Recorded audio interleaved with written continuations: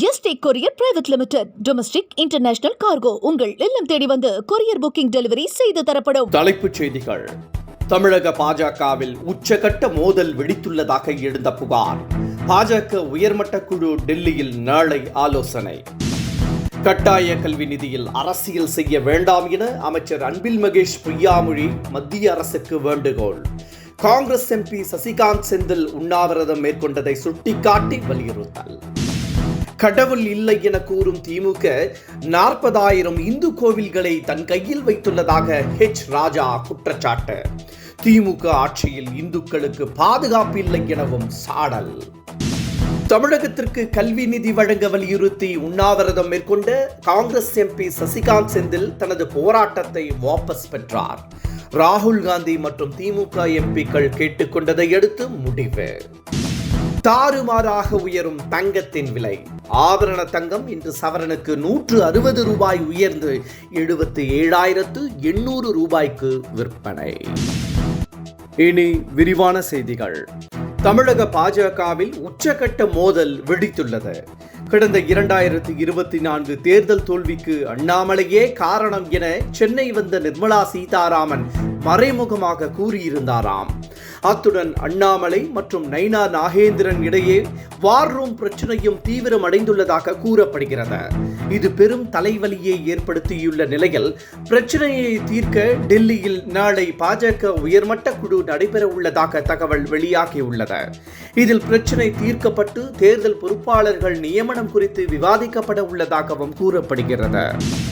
கட்டாய கல்வி உரிமை சட்டத்தில் தனியார் பள்ளிகளில் 25% மாணவர் சேர்க்கைக்கான கல்வி நிதி 6,000 கோடி ரூபாயை மத்திய அரசு விடுவிக்காமல் தொடர்ந்து காலம் தாழ்த்துவதாக அமைச்சர் அன்பில் மகேஷ் பொய்யாமொழி குற்றம் சாட்டியுள்ளார்.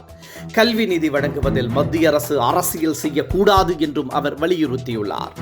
மேலும் சசிகாந்த் உண்ணாவிரதம் இருப்பதை சுட்டிக்காட்டியுள்ள அமைச்சர் அன்பில் மகேஷ் மத்திய அரசு இனியாவது மனமிறங்க வேண்டும் என கேட்டுக்கொண்டார். தமிழகத்திற்கான 2,400 கோடி ரூபாய் நிலுவைத் தொகையை வழங்க வலியுறுத்தி கடந்த 4 நாட்களாக உண்ணாவிரதம் மேற்கொண்டிருந்த காங்கிரஸ் எம்பி சசிகாந்த் செந்தில் தனது உண்ணாவிரதத்தை முடித்துக் கொண்டுள்ளார். உடல்நலம் பாதிக்கப்பட்டதால் மருத்துவமனையில் அனுமதிக்கப்பட்டு சிகிச்சை மேற்கொண்டிருந்த அவரிடம் ராகுல் காந்தி தொலைபேசி வாயிலாக பேசினார். மேலும் திமுக எம்பிக்கள் நேரில் சந்தித்து உண்ணாவிரதத்தை கைவிட வலியுறுத்தினர். இதனைத் தொடர்ந்து உண்ணாவிரதத்தை சசிகாந்த் செந்தில் கைவிட்டார். இபிஎஸ் மீது கடுமையான அதிருப்தியில் உள்ள செங்கோட்டையன் தமிழக வெற்றி கழகத்தில் இணைய உள்ளதாக தகவல் வெளியாகியுள்ளது. இபிஎஸ் மீது உச்சகட்ட எதிர்ப்பு இருந்து வந்த செங்கோட்டையனை எஸ்பி வேலுமணி, தங்கமணி உள்ளிட்டோர் சமாதானப்படுத்தி வைத்திருந்தனர். ஆனால் செங்கோட்டையன் மீண்டும் அதிருப்தியில் உள்ளதாகவும் அவர் தமிழக வெற்றி கழகத்தில் சேர உள்ளதாகவும் தகவல் வெளியாகியுள்ளது. திராவிட கொள்கையின்பால் மிகவும் ஈர்ப்பு கொண்ட செங்கோட்டையன் பாஜகவில் சேர வாய்ப்பில்லை என கூறப்படுகிறது. கூகுள் பே, போன்பே, பேடிஎம் போன்ற யூபிஐ பரிவர்த்தனைகள் அவசியமாக மாறிவிட்ட நிலையில் நாளுக்கு நாள் அதன் பரிவர்த்தனைகள் புதிய உச்சத்தை தொட்டு வருகின்றன. கடந்த ஆகஸ்ட் மாதம் 2,000 கோடி ரூபாயை யூபிஐ பரிவர்த்தனை, அதாவது கிட்டத்தட்ட 24.85 லட்சம் கோடி ரூபாயை மக்கள் பரிவர்த்தனை செய்துள்ளனர். இதுவரை இல்லாத அளவிற்கு கடந்த ஆகஸ்டில் ஒரே நாளில் 721 மில்லியன் பரிவர்த்தனைகள் நடைபெற்றுள்ளன. கடந்த மாதம் எல்லை மீறி தாண்டி மீன்பிடித்ததாக கைது செய்யப்பட்ட ராமநாதபுரத்தைச் சேர்ந்த 10 மீனவர்களிடம் தலா 1.45 கோடி ரூபாயை இலங்கை நீதிமன்றம் அபராதமாக விதித்துள்ளது. செலுத்த தவறினால் 18 மாத சிறை விதிக்கப்படும் என எச்சரித்திருந்தது. இந்த சூழலில் மீனவர்கள் அபராதம் கட்டாததால் சிறையில் உள்ளதாக தகவல் வெளியாகியுள்ளது. இந்த செய்தி மீனவர்களின் உறவினர்கள் மத்தியில் பெரும் கொந்தளிப்பை ஏற்படுத்தியுள்ளது. தங்கத்தின் விலை தாறுமாறாக உயர்ந்து வருகிறது.